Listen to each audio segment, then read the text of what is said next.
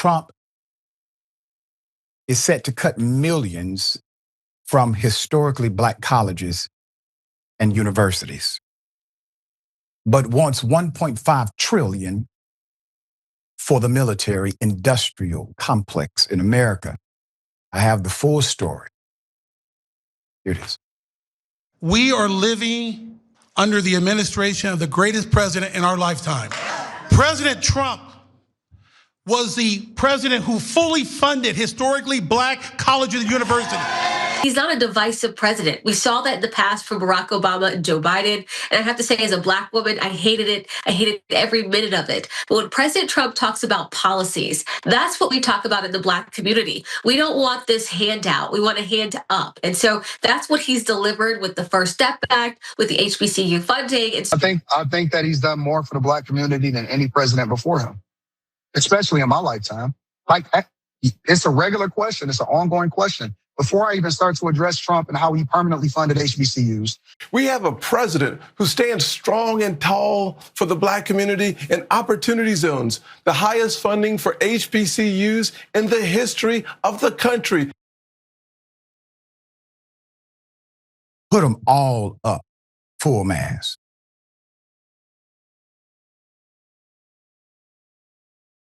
You all would have made excellent slaves. Top notch. I'm talking about your house material. Standing up, holding the water for your master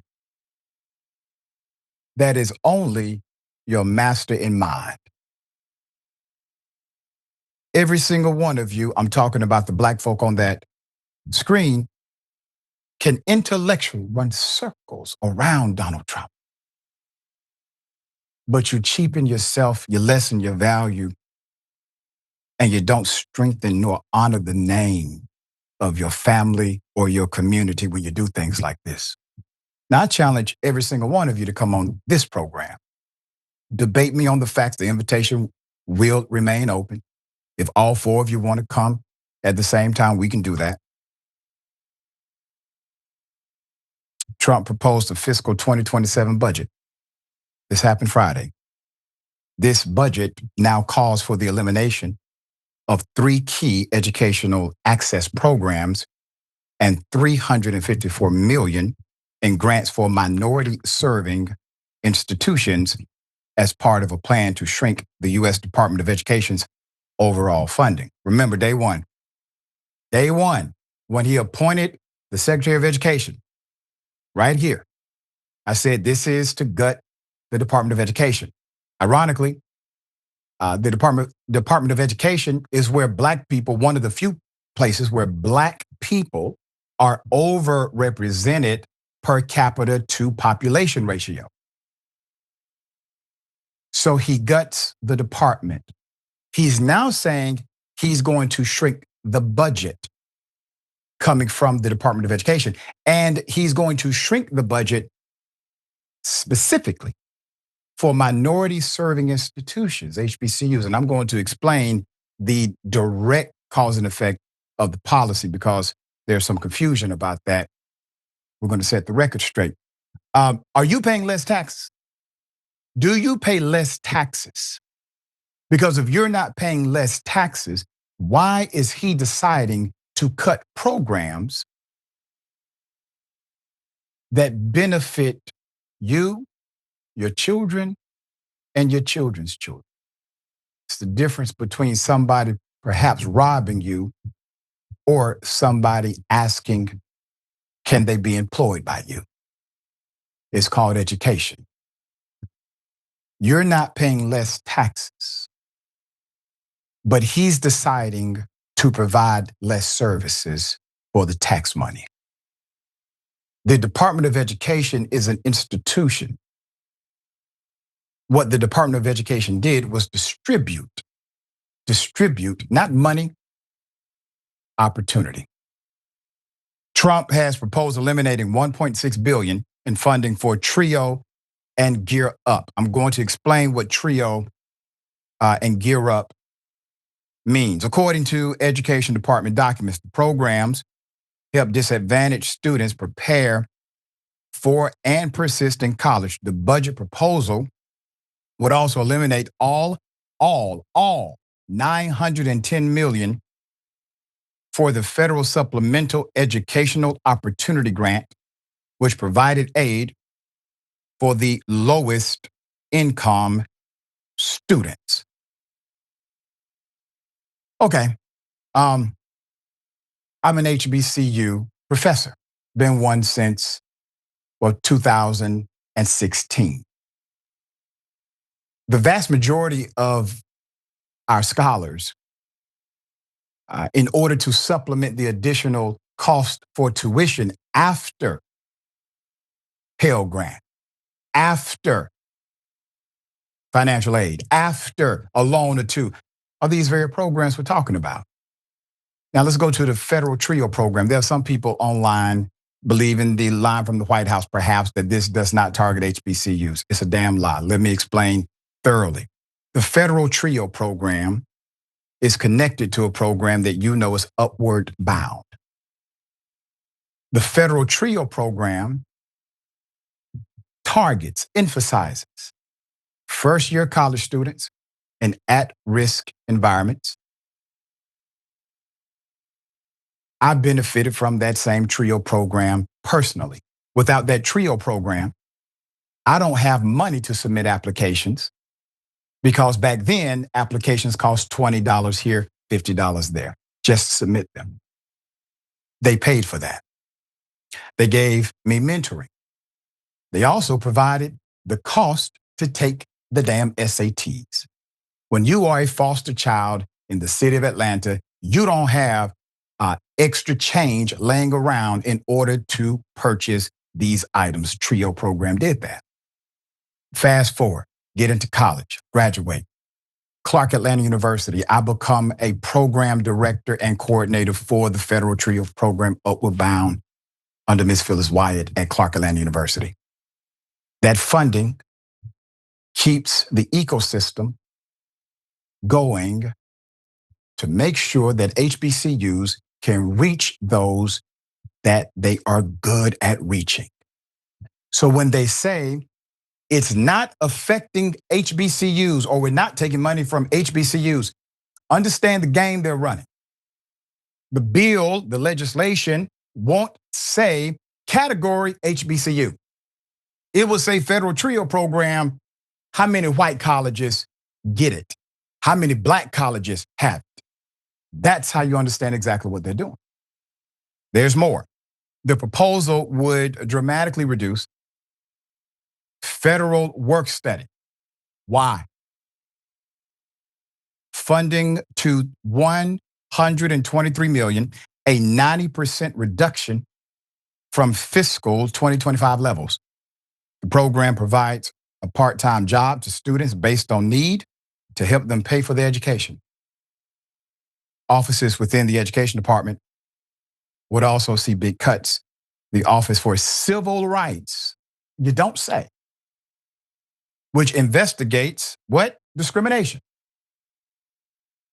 harassment on college campuses, would have its budget trimmed to 91 million, a 35% reduction from the fiscal 2025 levels.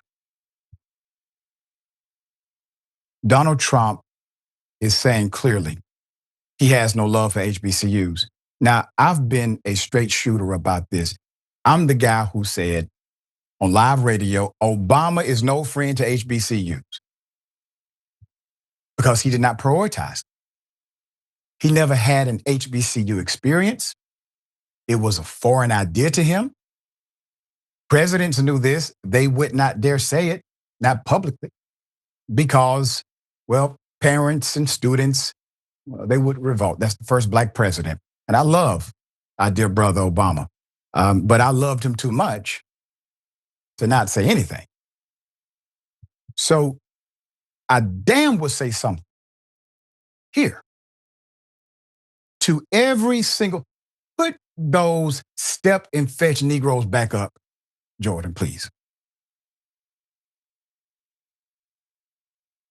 If these individuals do not release a public apology to those who follow them, to those who believed in their commentary, to those who perhaps may have been swayed by their political influence. If they don't apologize to you, they're not worthy of your fellowship, because sincerity has to say at a point, I made a damn mistake. Now, there are plenty of white Republicans who have said that. Where are the black? Where you at? You don't have the freedom to have an opinion? You can't change your mind like everybody else? With the United States at war with Iran and embroiled in conflicts around the world, the White House requested that Congress on Friday approve about $1.5 trillion for defense in the 2027 fiscal year. If enacted, that amount would set military spending at its highest level in modern history. The request, which arrived as part of Trump's new budget, would amount to a roughly 40% increase from what the United States spent on the Pentagon this fiscal year. The administration coupled the proposal with a call for $73 billion in cuts spread across domestic agencies, the things that help you and me, including the elimination of key federal health, housing, and education programs, some of which serve minority groups and serve the poor. Now, please don't conflate military spending with military spending. Over 80% of the money the Pentagon receives, over 80% goes to everything but national defense. That is a fact. Check it out.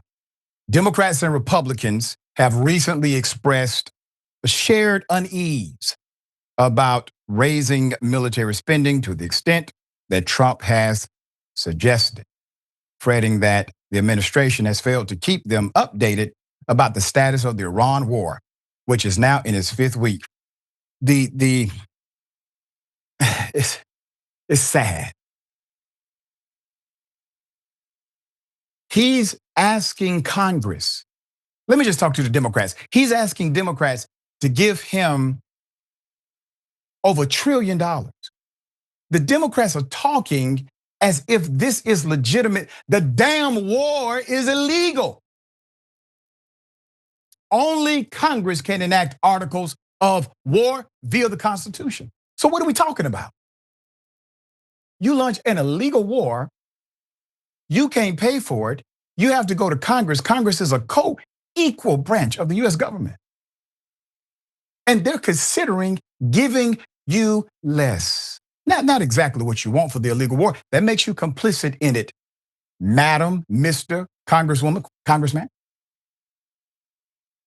Funding an illegal war. All right, dear brother, thoughts? Many thoughts. First of all, there is a word for those. I don't know why my phone decided to wake up this then. There is a word for what those black individuals are. I'm not going to say it, but you let your mind wander. And you cannot be a black Republican, especially a mainstream black Republican, and have an opinion on these things. So I don't expect any of them will come out and offer an apology. I mean, Tim Scott issued a statement after Donald Trump posted that video with the Obamas as damn monkeys. And he said, hey, maybe that was a little too far. And they jumped on his throat, down his throat, and about to run him out of town on the rail. You just cannot. You cannot have an opinion and be a black Republican. They want you to toe the party line, and that your whole existence is to give them an excuse. You are the black friend that they refer to when they say something racist, and they say, well, no, I cannot be racist because I have this. You are that person. I have this black. I think that the Democratic Party has neglected black voters in this country for a while. They've taken them for granted. And I've heard that argument a bunch during the 2024 election cycle and then the election cycle before that. And I think that's to some extent, there's truth in that. However, the alternative is a non-starter completely. The only thing they had to hang their hats on is that he gave funding to HBCUs. But Donald Trump is a racist through and through and through. He doesn't care about, first of all, he only cares about himself, but let alone people who don't look like him. He's only there to enrich himself enrich his donor class. Black people ain't nowhere in the equation for him. Never have been, never will. I think he would own slaves if it was legal. And he's the reverse Robin Hood. So his whole presidency is taking from those who are less fortunate, who are in need of government assistance, and giving it to the people who do not. So we're already spending more than the next 10 countries combined on our military budget. And now he's asking for even more. And to hell with you if you ask what we're doing. To hell with you if you ask what's the purpose of being in Iraq? What are these goals you keep listing? The goalposts keep shifting. He becomes more and more nebulous. One day he's up, the next day he's down, and he doesn't even feel as though or recognize it is his responsibility to be accountable to anyone, let alone a co-equal branch of government, but anyone. So I'm not the least bit shocked. There will probably still be some folks who look like you and I who have some excuse as to why they should be supported for such a terrible person, but they have been in all of history. I mean, slavery was propagated largely because of black slaves who identified themselves with the folks that didn't look nothing like them and who had the whip in their hand, as opposed to their brothers and sisters who were struggling. So this is a tale as old as time. There'll always be folks like this, unfortunately. Sad but true. And I believe truly that the universe operates in a very particular way. Nothing happens to you or against you. Not truly. It all happens for you if you understand what to do with it. If you understand how to respond. Here's your silver lining. What's happening now is temporary. More people, way more people, have awakened due to this presidency than 8 years of Obama. People should now know, even if you had a good faith belief, that these types of leaders care about you, that they are in rooms and meetings and board rooms advocating for you, making decisions with you in mind. This should have uncovered the veil enough for all of us to structure and restructure our ideology back here. And I remember another thing he said recently in the press conference. It may have been last week, but he essentially alluded to the fact that, well, the federal government should not be in the business of funding daycares or stuff like Medicare and Medicaid. Yeah, and that was a campaign promise he made. Daycare was right. I'll protect these things. So he's outright just saying, well, you know what? Really, the only thing I want to do, or really the only thing I think I have a responsibility to do, is to fund our military to wage war in random places across the sea. So you and your unhealthy children and your sickness and your healthcare, that's your problem, not mine. And so I hope if they're not woken up because of that, I don't know what on earth will wake somebody up. But he definitely does not think he is at all connected to you or your family or or the economy or anything else. Like I say to my students, sometimes you need to be approached by a villain to realize you're a hero. Here's your opportunity.